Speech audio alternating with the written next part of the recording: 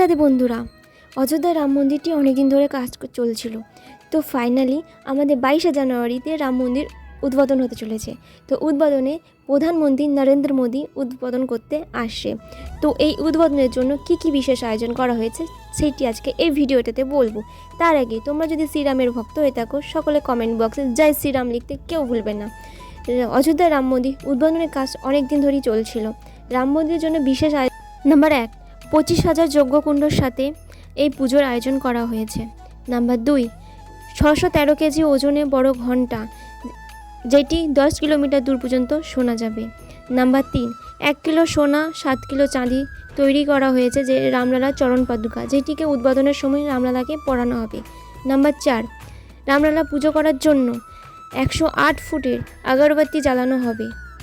যাদের এই ভিডিওটি ভালো লেগেছে তারা কমেন্ট বক্সে জয় শ্রীরাম লিখবেন, আর সনাতন ধর্ম চ্যানেলটিকে সাবস্ক্রাইব করে দেবেন, পাশে থাকা বেল আইকনটি প্রেস করে দেবেন নিত্য নতুন ভিডিও পাওয়ার জন্য। হরে কৃষ্ণ, রাধে রাধে, জয় শ্রীরাম।